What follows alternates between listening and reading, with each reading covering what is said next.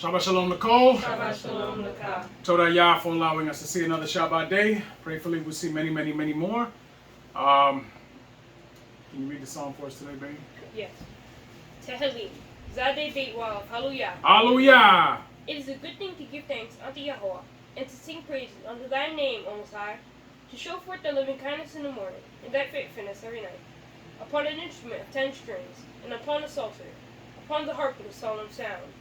For thou, Yahweh, hast made me glad through thy works. I will triumph in the works of thy hands. O Most High, how great are thy works, and thy thoughts are very deep. A brutish man knoweth not, neither doth a fool understand this. When the wicked spring as the grass, and when all the workers of iniquity do flourish, it is that they should be destroyed forever. But thou, Yahweh, art most high forevermore. For lo thine enemies, O Most High, for lo thine enemies shall perish. All the workers of iniquity shall be scattered. For mine home shall exalt like the horn of the unicorn. I shall be anointed with fresh oil. Mine eye also shall see my desire on mine enemies, and mine ears shall hear my desire on the wicked that rise against me. The righteous shall flourish like the palm tree. He shall grow like a cedar in Lebanon. Those that be planted in the house of Yahweh shall flourish in the courts of Elohim. They shall still bring forth fruit in old age. They shall be fat and flourishing. To show that Yahweh is upright. He is my rock, and there is no righteousness in him. Hallelujah. Hallelujah. Today's portion is called what? Bekukotai. Bechu. Bechu Quo. kotai. Te. Te. Bechu. No. Bechu. Quote. Which means what? It says, in my laws. So like laws. Statutes, ordinances. Okay. And it begins Wayekra 26:3, is it? Yes. Walk in my statutes.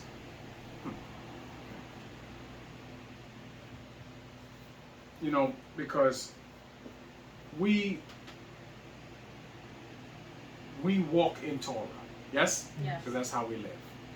A lot of times, you know, a lot of us, we say we're in the truth. That doesn't make sense. You understand? That term, that really doesn't make sense. And that's not a term that we would find in the Tanakh at all. We walk in Torah because we live by the laws, statutes, commandments, and ordinances that the Most High has put forth. Yes? Yes. Because we understand that this is the vow that we've made and our fathers made. Yes? Nice. Okay. Who's reading first this week? I am. All right, let's go. Do I read 3, 4, and 5 in Hebrew? Of course. Wayekra. Kaf Waw Gimel. Hallelujah. Hallelujah. In Bechu kotai. Teleku. We'et. Mitzvot. We just pronounced that word. Yeah, but it's Bechu quote.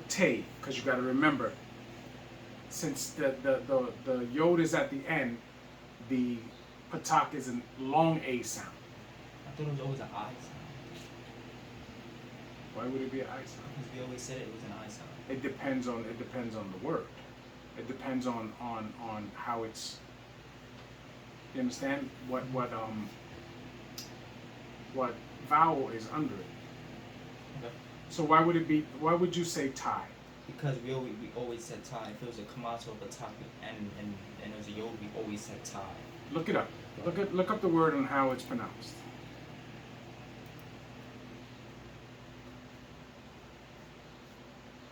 I mean, you could be right. I'm not going to say you're wrong. Look it up on how it's pronounced. Well, they're only going to give you the root, right? Mm-hmm.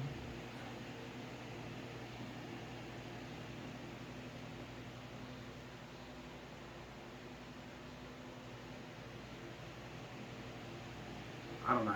To me, I think it should. Nah, and the thing is that we don't always pronounce it like you say, Thai. We don't always pronounce that like that. We always say te, or if it's a hey and a yod, it would be hey. or even, or it would be if it was a lamed with a patak and a yod, right? How would we say that? Lam hit the top and you. No, lamed with a patak Patak under and it and a yod. How would we pronounce that? Honestly, I thought it would be lie. I never pronounced it lay. I never pronounced it like that. I never did. But I mean, I could. I just wish they gave us a pronunciation here.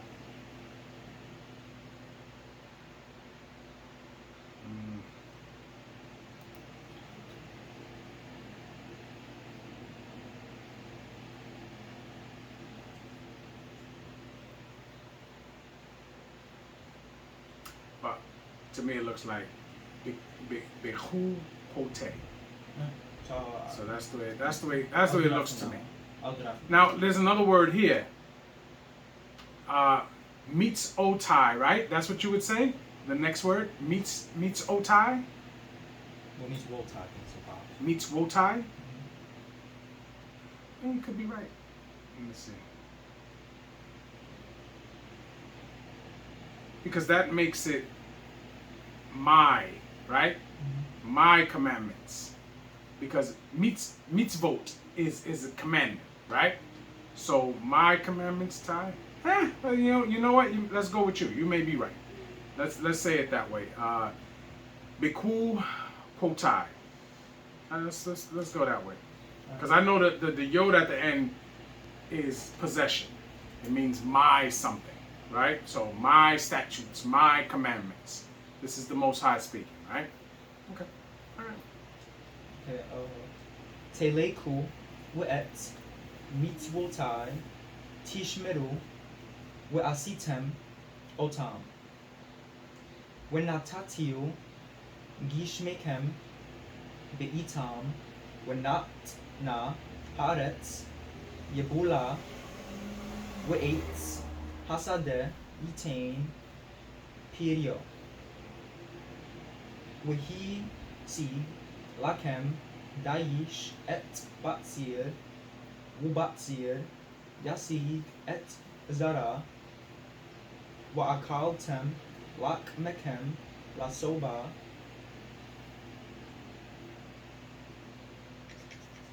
Wiyoshabtem La Betak Be'or Zekem. Hallelujah. Hallelujah. Hallelujah. If ye walk in my statutes and keep my commandments and do them. So now, we are to walk in the statutes and commandments of Yah. Yes? Yes. Which means we don't just say it, but we live according to those statutes and commandments. Yes? Yes. Tamshi. Then I will give you rain in due season. So now, what is that? That is a answer to us walking in the commandments and statutes. Yes? Yes. We receive something, right? Right. You know what that's called? A conditional relationship. You understand? We talked about this last week. There's no such thing as unconditional love. Yes? Unconditional love only exists in the mind of a person who is not living in reality. You understand? And a person that's looking to be selfish and gain everything for themselves without giving of themselves in any form or fashion. Yes? Yes. Okay? So we have an agreement with the Most High. We do what He tells us to do, and He blesses us. Anybody knows what the flip side to that is? Huh? Don't follow the commandments. And We don't do what He says to do, and what happens? punish. But before you die, what you get? There's a process to it, because people don't just most of the time just die. Okay? We don't do what the Most High says to do, and we get what? If we got blessings before, what do we get now? Oh, curses. Curses. Start thinking in opposites. Okay? Curses, right? Right. Remember what Moshe told the people, right? Right. I set before you this day 2 choices. Right? Because everything is balanced. choose life and good, right? Or choose death and wrong, right? Or bad, right? But choose life. Because it's a better choice. It's a better choice. Right? If there's a truck speeding down the road that you want to cross, right? And you have two choices. Wait for it to go by, or try to get by it before it hits you, right? One choice is better than the other. But you still have both choices, right? The person that chooses to wait will not get hit by that truck. They don't take the option of getting hit by that truck, right? Yes. But the person that decides, I'm going to try to make it, they could either get hit by that truck or they can get by it. But that's just telling you that when choices are coming, they're most likely not going to make the right choices. And eventually it's going to catch up with you. You understand? Yes. So our job is to understand that Yah has been very, very transparent with us. You do what Yah says to do, and you live in these statutes and commandments. You walk in them, and you live. Yes? Yes. Yes. I'm in the middle of 4. And the land shall yield her increase, and the trees of the field shall yield their fruit. So everything, when we do what's commanded, everything begins to work in our favor. Yes? Yes. Tamshi. And your threshing shall reach unto the vintage, and the vintage shall reach unto the sowing time, and ye shall eat your bread to the full, and dwell in your land safely. And I will give peace in the land, and ye shall lie down, and none shall make you afraid. And I will rid evil beasts out of the land, neither shall the sword go through your land. And ye shall chase your enemies, and they shall fall by the sword, they fall before you by the sword. And 5 of you shall chase 100, and 100 of you shall put 10,000 to flight, and your enemies shall fall before you by the sword. For I will have respect unto you, and make you fruitful, and multiply you, and establish my covenant with you. And ye shall eat old store, and bring forth the old because of the new. And I will set my tabernacle among you, and my soul shall not abhor you. And I will walk among you, and will be your Elohim, and ye shall be my people. I am Yah your Elohim, which brought you forth out of the land of Mitzrayim, that ye should not be their bondmen. And I have broken the bands of your yoke, and made you go upright. But if Now, you, let me ask you a question. The book of Devarim, right? A lot of people say it was written after, long after Moshe was dead. Okay? Because remember, in the book of Devarim, it describes his death. Yes? Yes. They say it was written long after. Okay? And if you look at the book of Devarim is a refresher course for what we're given in Wayekra and in the laws that we get in Shemot and we get in Wayekra and we get in Bamidbar, right? Mm-hmm. It is a refresher because you can match it up with some law, the law that already was given to us, okay? So it's a refresher course. Wayekra 26 is also telling us the same thing that we read where? Because what is this talking about right here? A time of what? blessing. Blessing. Where do we read that at? Oh, Devarim 28. Devarim 28, right? We read that in the first what, 15 or so verses? Yes? That's what we're reading here. Same thing. Okay? Mm-hmm. But we get it over there again as a reminder before they leave and go into the land. Yes? Yeah. Do you understand how that works? Yes. Okay? So, and we all know that this actually happens during the time of who? Shalom. Shlomo, right? Yeah. During the time of Shlomo, this happens. But it hasn't happened since. You understand? Yeah. Which I don't get, because wasn't Shalomo like kind of like twisted? At the end, yeah. Oh, at the end. Okay. But remember, Shlomo wasn't twisted because he was stiff-necked against the law. Shlomo was twisted because of the decisions he made in his life on who to marry and how many women to marry. Because remember, he was moving around territories and joining nations to further the people, right? But his problem is that it overran him with all those different women, and he started to offer to their deities. Okay? That's where he went all the way off. You understand? But in the beginning, he did everything that he was supposed to do. Remember, he became king when he was young. He rebuilt the temple. Yes? Yeah. Or he built the temple. Yes? Yeah. The nation was thriving under him. Yes? He governed with an iron fist to keep everybody in line. Do you understand? Yeah. But everybody was doing what they were supposed to do.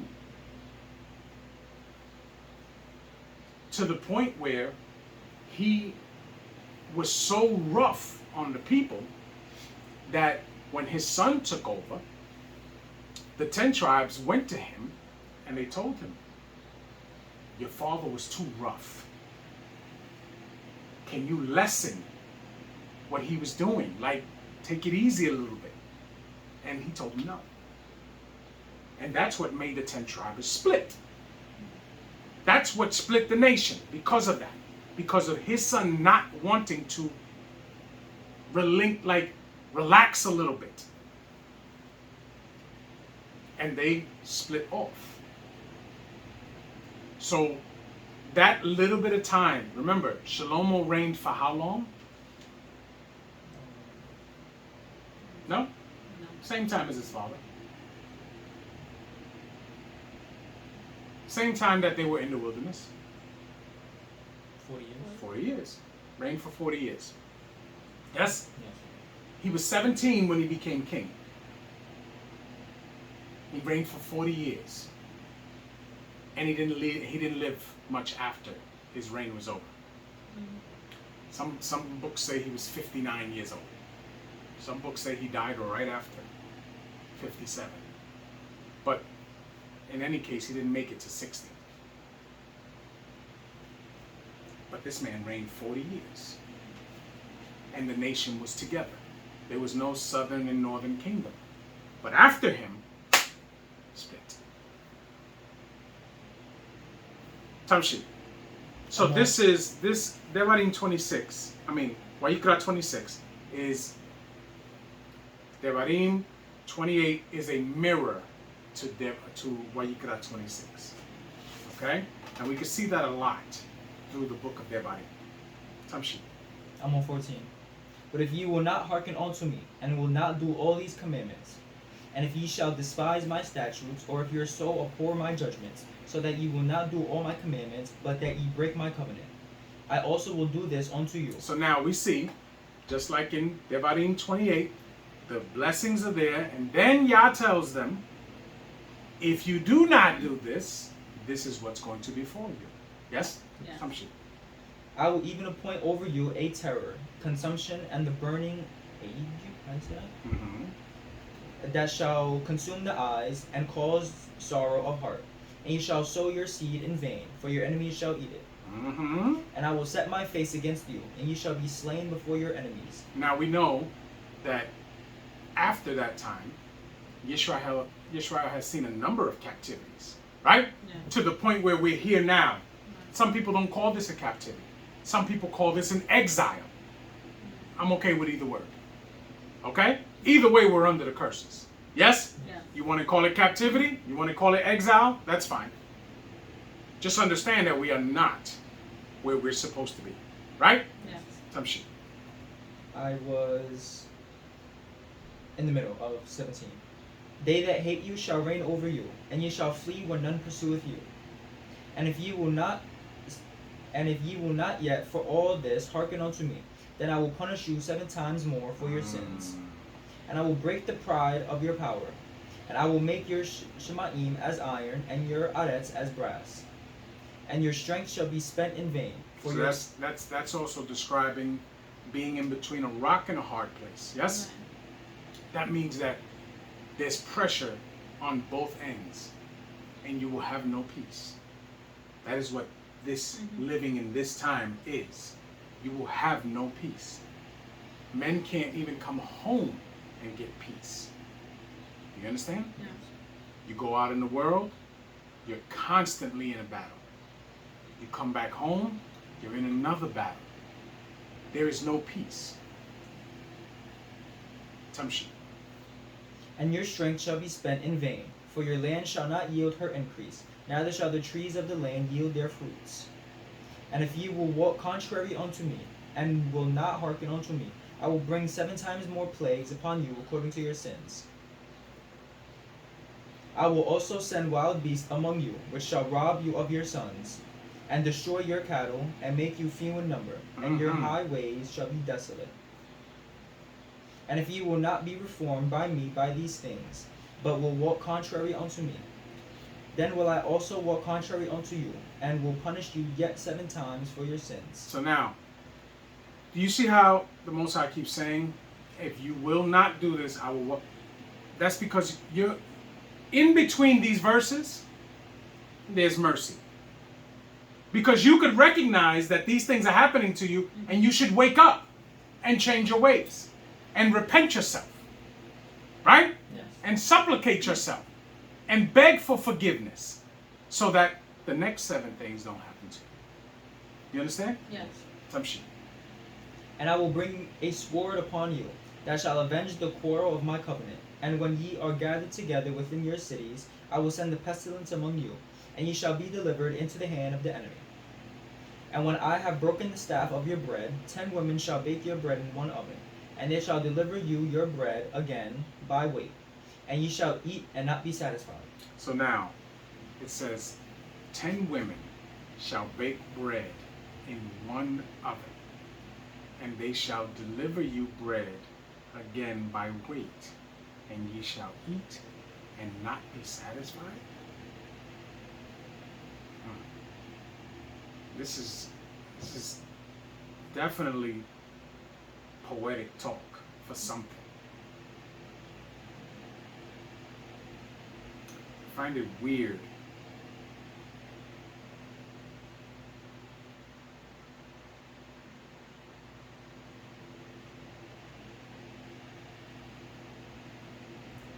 I have to look at this verse a little bit because it's real funny the way it is laid out.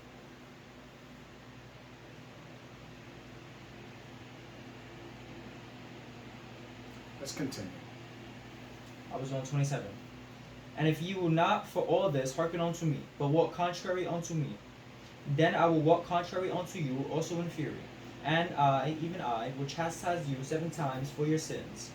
And ye shall eat the flesh of your sons, and the flesh of your daughters shall ye eat. And I will destroy your high places, and cut down your images, and cast your carcasses upon the carcasses of your idols, and my soul shall abhor you. And I will make your cities waste, and bring your sanctuaries unto desolation. And I will not smell the savor of your sweet odors. And I will bring the land into desolation. What's the smell, the savor of your sweet odors? What is that? The offering. Offerings. There will be no offerings. And when you do them, they will not be accepted. You understand? Yeah. Because you know, as we know, we have to be in the right state to be giving offerings. You got to be in the right place, and you got to be in the right state of mind. Yes? Yes. Tamshi. And I will bring the land into desolation, and your enemies which dwell therein shall be astonished at it. And I will scatter you among the heathen, and will draw out a sword after you, and your land shall be desolate, and your cities waste. Then shall the land enjoy her Shabtot, as long as it lieth desolate, and ye be in your enemy's land.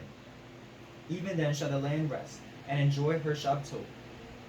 As long as it lieth desolate, it shall rest, because it did not rest in your Shabtot, when ye dwelt upon it. And upon them that are left alive of you, I will send a faintness into their hearts in the lands of their enemies, and the sound of a shaken leaf shall chase them.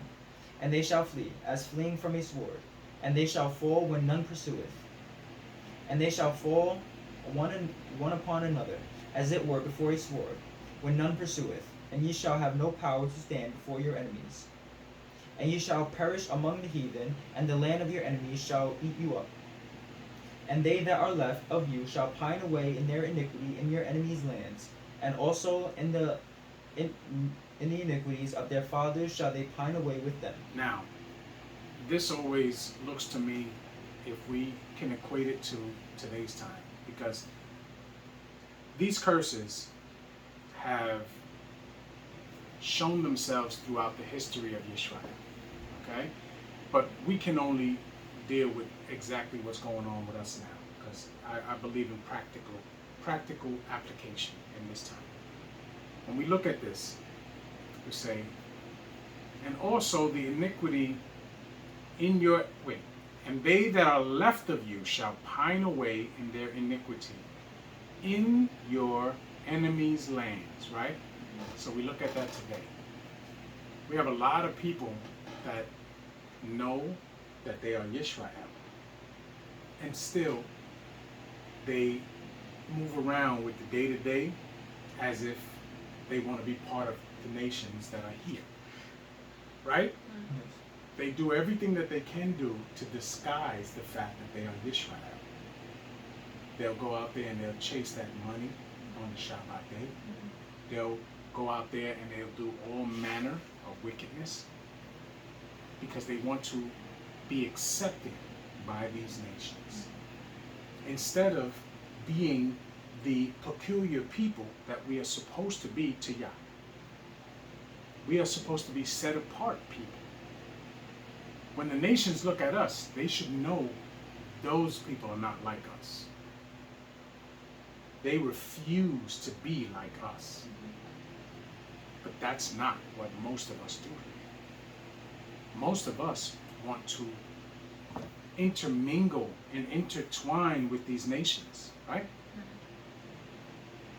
I tell you guys all the time that Dr. Martin Luther King, his movement, right, was partially to integrate B'nai Yisrael into the fabric of America. Yes? Yes. But after examining what he was doing, he came to a realization, and he told one of his closest people that he felt that he had integrated his people into a burning building, because it was not something they should have ever been trying to do.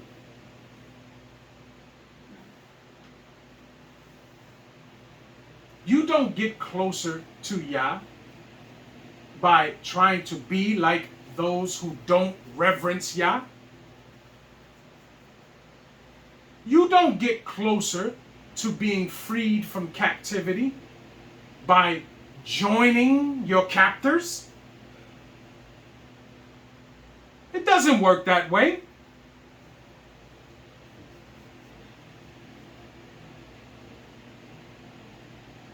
In all of these slavery movies they like to make, right? Right? Yeah. They have two types of slaves, right? They got the field slave and the house slave, right? They use different words. I'm not going to use those words. Right? Right. The field slave and the house slave. Do you think the master would blink an eye to kill either one of them? No. We have a bunch of house slaves now. And the master doesn't care nothing about you as long as you're productive. They just want you to be productive so that they can make money off of you. Because they look at us as that mule that works their field.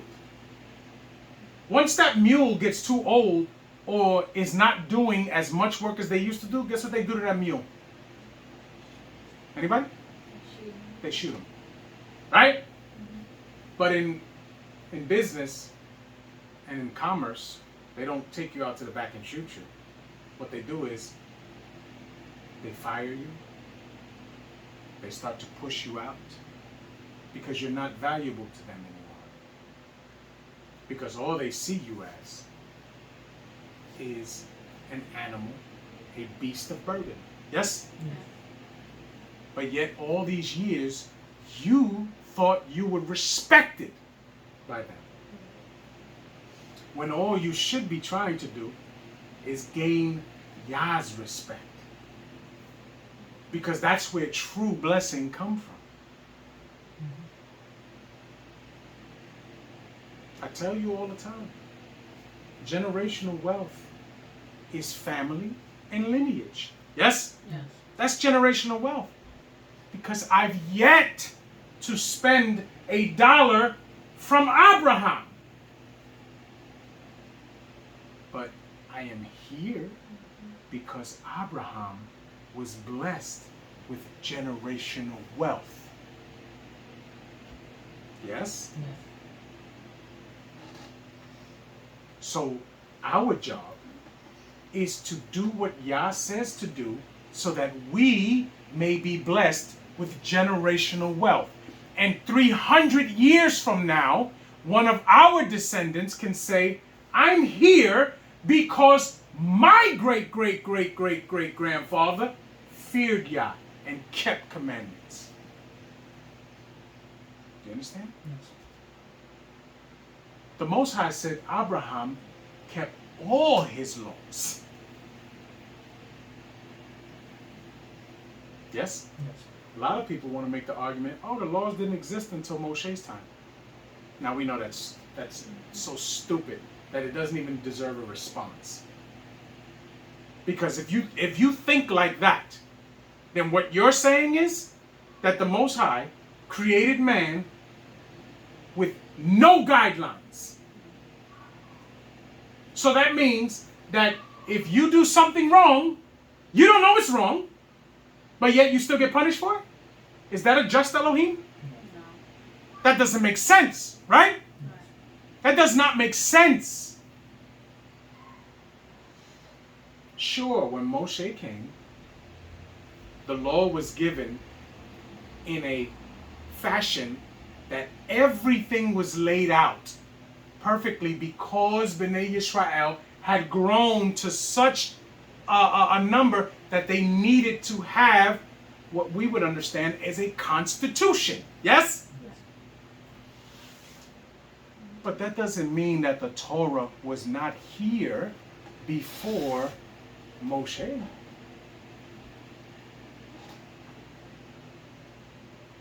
Because how can anyone be held accountable to something that they were not told was wrong? Doesn't make sense. Yes? We serve a just Elohim. Our Elohim doesn't set us up for failure. He actually sets us up for success. You understand? Yes. Tamshi. I am on 40. If they shall confess their iniquity and the iniquity of their fathers, with their trespass which they trespassed against me, and that also they have walked contrary unto me, and that I also have walked contrary unto them, I have brought them into the land of their enemies. If then their uncircumcised hearts be humbled, and they... What and is they this then, now? So now we see that all up until verse 39 is a mirror image of what? Devarim 28. Yes? Yes. Now what is this mirror? Devarim 30. Devarim 30. Because this is the cure. Yes? Yes. So we see it went from blessings to curses to now the cure. Tamshi. I'm at the end of 41. And they then accept of the punishment of their iniquity. Then will I remember my covenant with Yaakov, and also my covenant with Yitzchak, and also my covenant with Abraham will I remember, and I will remember the land. The land also shall be left of them, and shall enjoy her Shabtot, while she lieth desolate without them. And they shall accept of the punishment of their iniquity, because they despise my judgments, and because their soul abhorred my statutes. And yet for all that, when they be in the land of their enemies, I will not cast them away, neither will I abhor them, to destroy them utterly, and to break my covenant with them, for I am Yah their Elohim. But I will for their sakes remember the covenant of their ancestors, whom I brought forth out of the land of Mitzrayim in the sight of the heathen, that I might be their Elohim. I am Yah. These are the statutes and judgments and laws which Yah made between him and Bnei Israel in Mount Sinai by the hand of Moshe. Hallelujah. Hallelujah. So we understand that the only way we get out of this place is if we accept our punishment, one, right? We change our ways. We begin to walk in the statutes and commandments that Yah has given us. And don't turn from that. And walk according to what Yah says, instead of contrary. Then Yah will turn our captivity. But the longer we keep doing what we're doing now, it's going to look like we're never getting out of this. Remember, Yah can outlast us all. We will continue to die in this place. We had another elder pass away 2 days ago. And she wasn't even that old. A woman that I've known for the past, since I've been going to the camps. So that's what, 22 years? 22 years.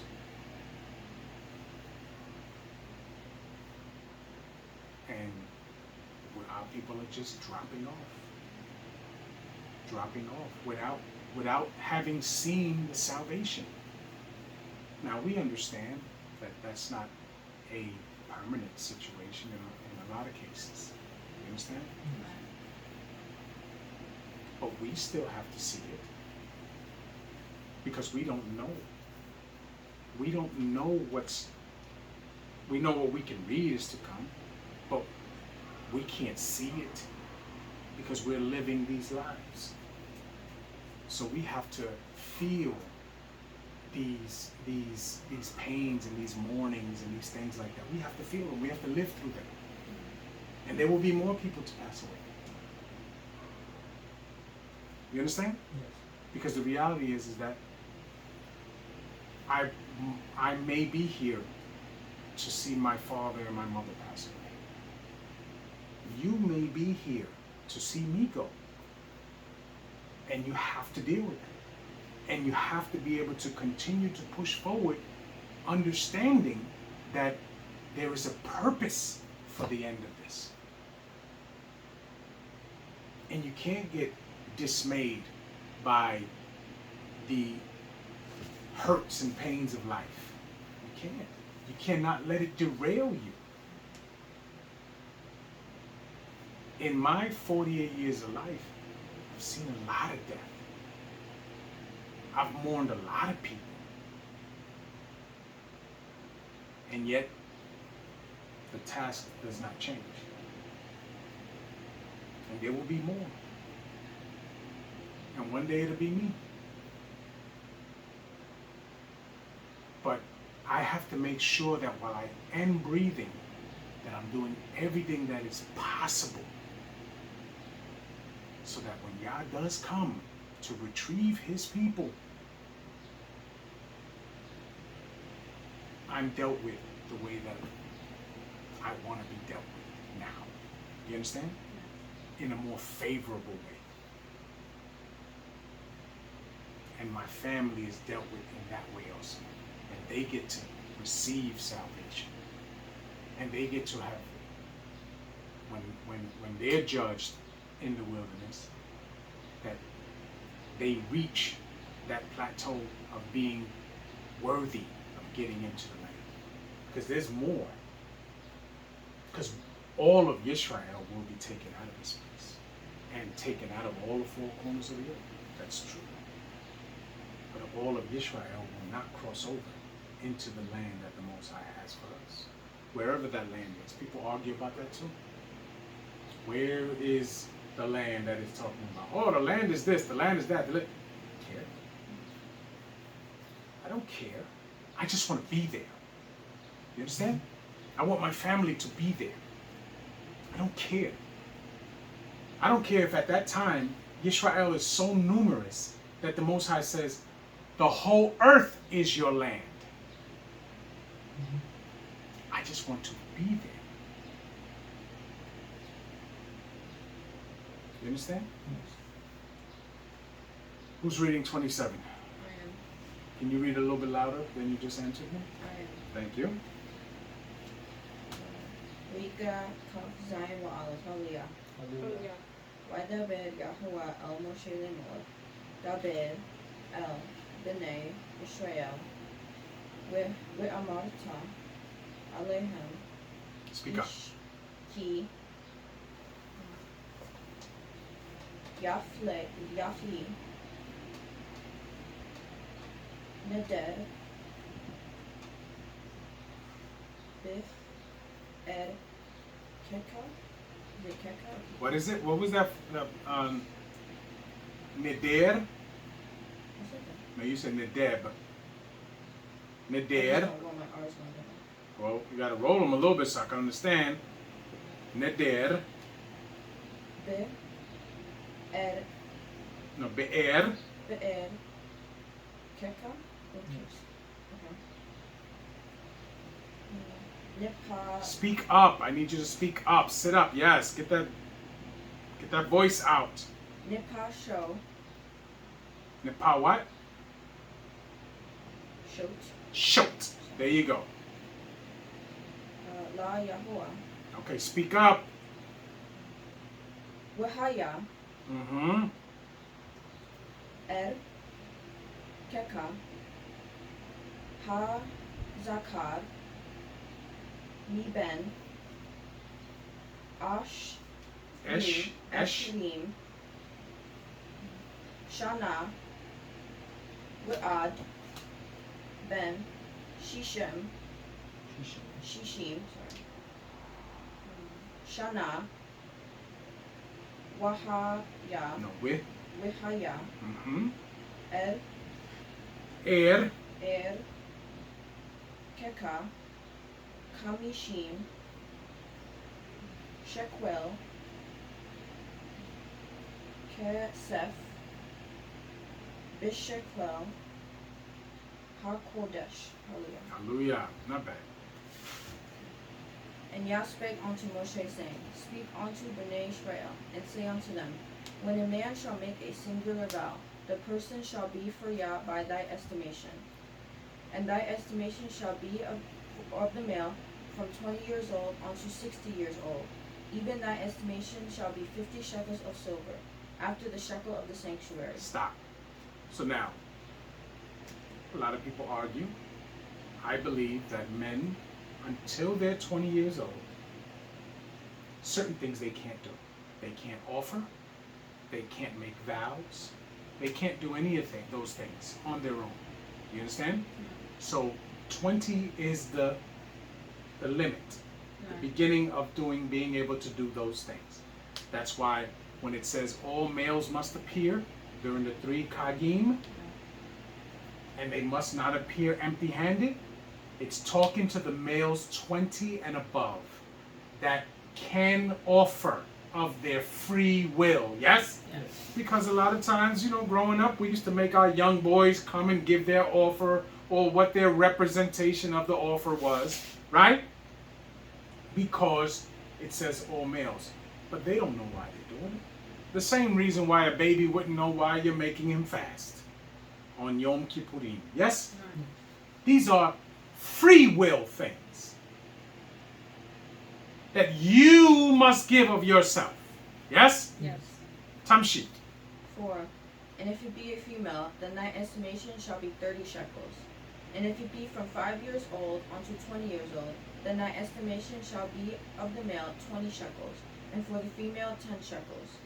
If it be from a month old even unto 5 years old, then thy estimation shall be of the male 5 shekels of silver, and for the female thy estimation shall be 3 shekels of silver. And if it be from 60 years old and above, if it be a male, then thy estimation shall be 15 shekels, and for the female 10 shekels. But if he be poorer than thy estimation, then he shall present himself before the Kohen, and the Kohen shall value him, according to his ability that vowed shall the Kohen value him. And if it be a beast, whereof men bring an offering unto Yah, all that any man giveth such unto Yah shall be kadosh. He shall not alter it nor change it, a good for a bad or a bad for a good. And if he shall at all change beast for beast, then it and the exchange shall thereof shall be kadosh. Slick out. And if it be any unclean beast, of which they do not offer a sacrifice unto Which Yah, means, if you say, this is the animal, this is my best animal that I'm going to offer to Yah. Once you say that, offer that animal, right? If you say, in nowadays times, I'm going to refrain from doing this, right? As a way of offering something to Yah. Do it. Whatever you say out your mouth or in your head, do it. If you go to a congregation and they collect tithes after the service, if you say to yourself, I have $100 in my pocket and I'm going to give them 20. When it's time to give the 20. Don't rethink it and say, I'm only going to give 10. Give the 20. You understand? Because you've already said it that's what you were going to do. Be a man and woman of your word. Yes? We talk about marriage a lot in this time, right? But the circumstances are so much different now, right? Yes. So if you find a wife, a woman that you want to marry, and she's living Torah or gonna do that, then she must vow to you what she's going to do throughout your time together, because that's supposed to be forever. Yes? Yes. Because you're not paying, in most cases, paying for her as a possession. So it has to be something else now. And the moment that she breaks that vow to you, then she can no longer be your wife. Yes? Yes. This is what we talk about all the time. When you say something, follow through with it. Why should we not do the same with Yah?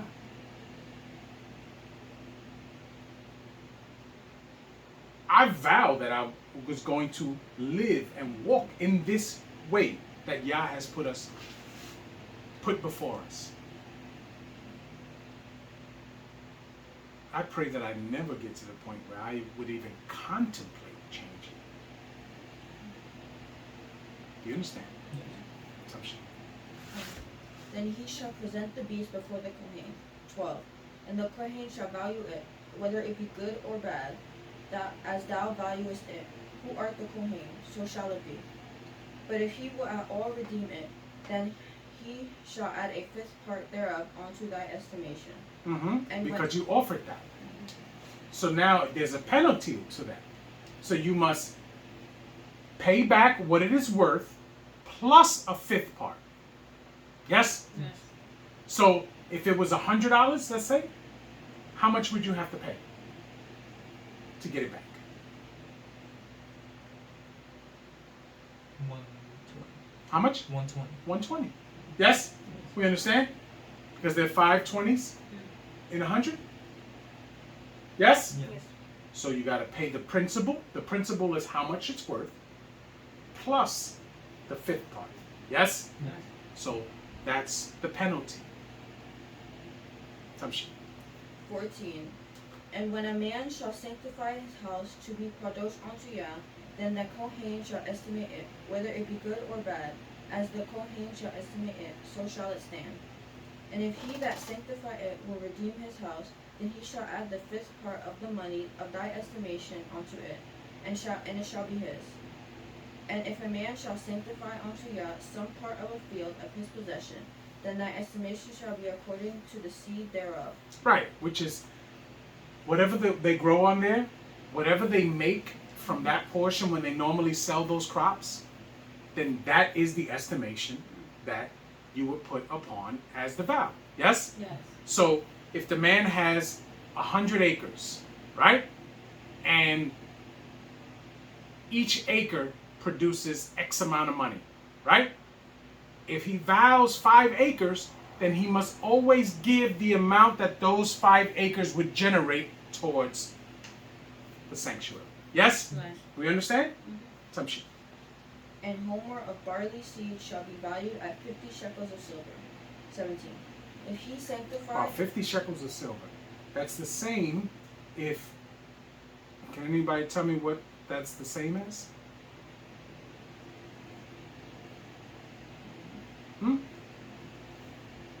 It's also the penalty of a man that find a maid who is not betrothed, and he entice her and he lie with her, and he come back to the father after, and he have to pay the father for her to be his wife. Yes? Yes. That's the penalty for it. I had a discussion this week, and dowry, we all talk about dowry, right? In those times. But dowry is actually not law. Dowry is custom. Because we don't get a law that says that you have to go with a dowry. All we get is that law that says if you lay with her before going to her father, you are penalized. But it doesn't say that dowry is law to do if you're going about it the right way. Because they don't give us a specific on how much you're supposed to give for a dowry either. Right? Yes. Because Melech Dawid, when Shaul was going to give his daughter away, what did he ask for as a dowry? Anybody remember? No? 100 foreskins from the Philistines. So 100 foreskins is what? 100 dead men, yes? Okay, because they were warring against them, right? Melech Dawid didn't give him 100, he gave him 200. So he killed 200 men, right? And Shaul didn't even give him that daughter, he gave him Michal, right? So he accepted dead men as a dowry. But yet, their marriage was still valid, yes? But he put whatever he wanted. What did Abraham send as a dowry for Ribqah? jewelry. Yeah, earrings and bracelets and stuff like that. Right? We don't get a specific law on what that's supposed to be. So dowry is custom. What if two families are neighbors and they have children, and the fathers and the mothers say, when your son grows up, I want him to marry my daughter, right? He doesn't ask for dowry. They grow up, they have a party, they get together, they become husband and wife. Is it any less valid because the man didn't ask for a dowry? Of course not, because it's not law. They don't give us a specific that it has to be done. But it was custom. But what we do know is law. If you lay with a Betula and you didn't go to her father first. Now, remember, both of those parties have to be consenting. So you talk to the girl, she likes you, you go and you do something you're not supposed to do because you're supposed to go to her father first. But that does happen. Now you go to the father after, right? We remember the situation with who? Dinah, right? The reason why we know it wasn't rape is because what's the punishment for rape in the Torah? Death. That's the punishment for rape. It's death. No matter how you slice it, rape is death. Yes? So we clearly know it wasn't rape. So now, in those situations, you have a penalty because you did not give the father the right to say it's okay first. Because His daughter was what? His what? Possession. Possession. So you actually stole. Yes? So now you got to pay a penalty for stealing. But a lot of people say, well, when it says is he could refuse it, that means that you don't get the woman. No. No. That's not what it means. He could be upset. But once you pay your 50 shekels, that's your wife.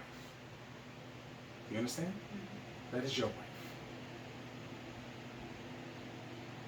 Because the law is not going to make a man pay for something that he doesn't keep. Do you understand? A lot of people fight about this. Or what do you mean, like they keep the money but don't give you the Exactly. money? That doesn't make, does that make sense to you? No, it doesn't make sense at all. Doesn't make sense at all. So he gets to keep his wife and he pays the father. Now, granted, the father may be upset for a while. But it's better than the option that she don't get no husband. Because remember, at that point, he can't ask for a dowry if she's with him. Because if he does that, then what is he doing? He's making merchandise out of his daughter, which is not how you're supposed to do things.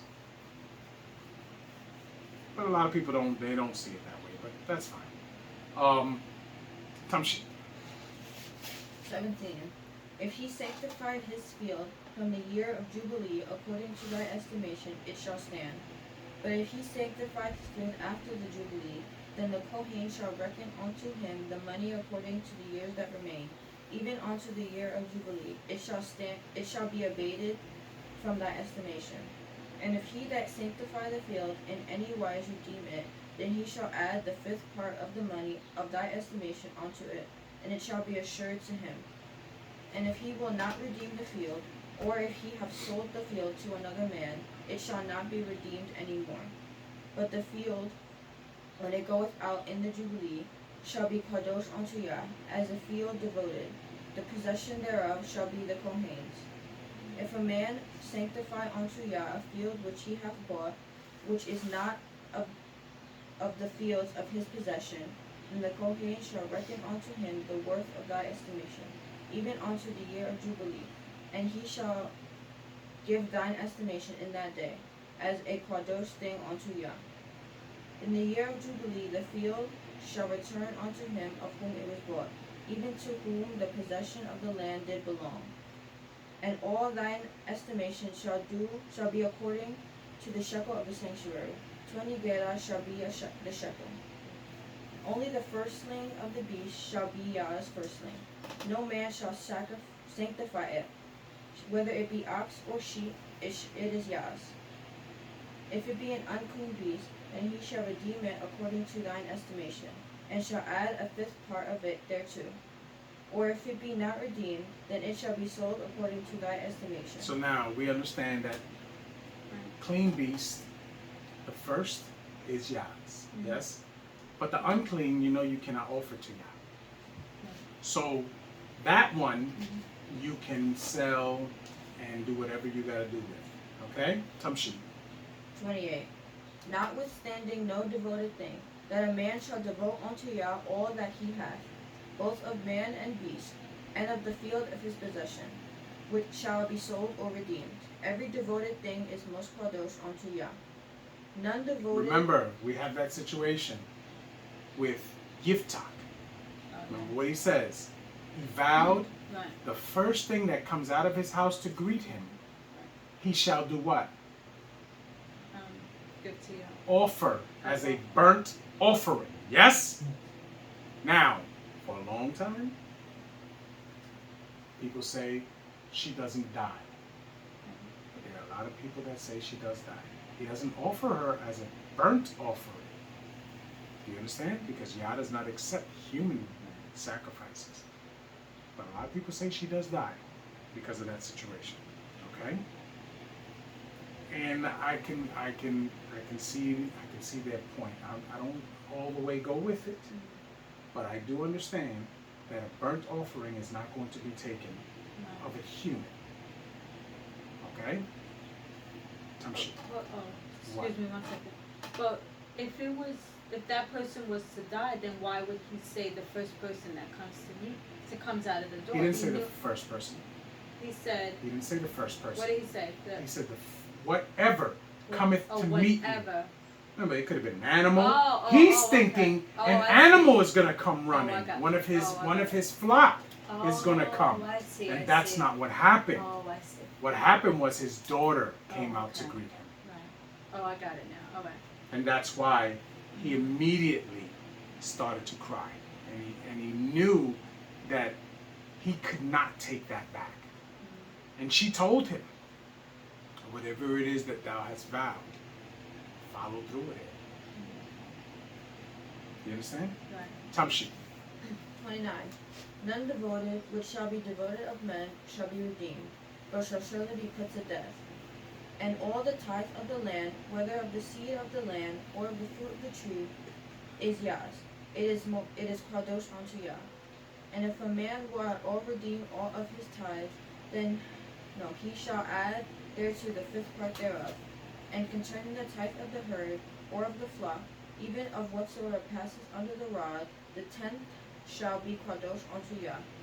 He shall not search whether it be good or bad, neither shall he change it. And if he change it at all, then both it and the change thereof shall be kadosh. It shall not be redeemed. Mm-hmm. These are the commandments which Yah commanded Moshe for Bnei Israel in Mount Sinai. Hallelujah. Hallelujah.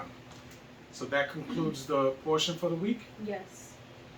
Okay. Does anybody have any questions according to that? No? We sure? Yes? Yes. They need to know, all of you, by next week, you need to know, I want it written, the lineage from Shem to the 12 tribes of Israel, in order. You understand? Yeah. So you do it in order, the way it gives it. I want everybody's to be, everybody take a look at everybody's to make sure that everybody's is the same. Don't copy off each other. Do it yourselves, and when you're done, show it to each other. Okay? And I want it in order, so you know. So that coming forward, I can ask you, who is the fifth son of so-and-so? And you can give me that answer. You understand? Yes? Yes. Down to him. He needs to know. So he needs to also write it. So that he can put it and he can study it. Yes? Yes? Yes. Yes. Okay. With that being said, we can take a little break ski and have something